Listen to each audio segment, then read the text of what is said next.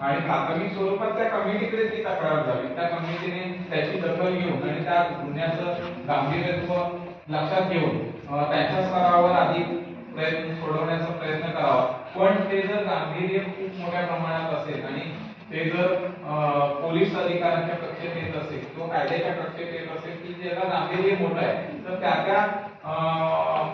जे काही प्लॅटफॉर्म्स आहेत तिथपर्यंत ती त्या कमिटीने ती माहिती पोहोचवणं गरजेचं आहे. म्हणजे जसं एखाद्या कामाच्या ठिकाणी एखाद्या पीडितेवर रेप सारखी घटना घडली, तर बाकी ती त्यांच्या स्थानिक स्तरावर न सोडवता संबंधित जे काही प्राधिकरण असतात, म्हणजे पोलीस खातं असेल किंवा मेहमान न्यायालय असेल, तर त्या प्राधिकरणाकडे आपण तिथपर्यंत ती तक्रार जाणं आणि त्या पीडिताला न्याय मिळणं हे गरजेचं आहे. फक्त हे सगळं होत असताना कायद्याचा कुठेही अनादर केला जाताना जाणार नाही किंवा कायद्याचा कधी कधी ओव्हर यूज पण होता कामा नये की बाबा एखादा छोटासा गुन्हा घडला किंवा कधी कधी असं असतो वर्कप्लेसच्या ठिकाणी एक छान मैत्री झालेली असते आणि एखाद्या मैत्रीतून एखादं वाक्य बोलतो, पण मग ते त्याचा काहीतरी फार वाहू करून आपण त्यात ती तक्रार दाखल करण्याच्या आधी ते स्थानिक कमिटीजवळ बोललो पाहिजे. कारण अशाने काय होतं, आपलं जे काही संस्था असेल किंवा एखादं प्रिमायसेस असेल तर त्याचं सगळ्याचं नाव खराब होण्याचा धोका असतो. त्यामुळे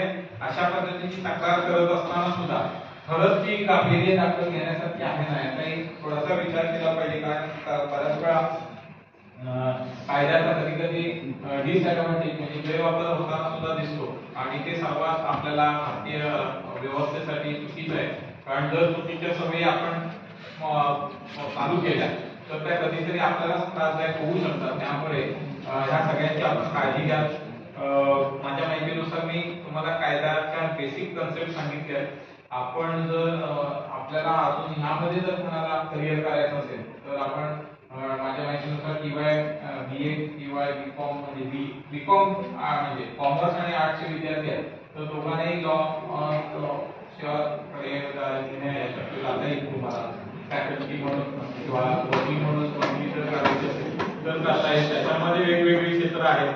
म्हणजे तुम्ही जमिनीविषयक कायद्यांवरती वकिली करू शकता.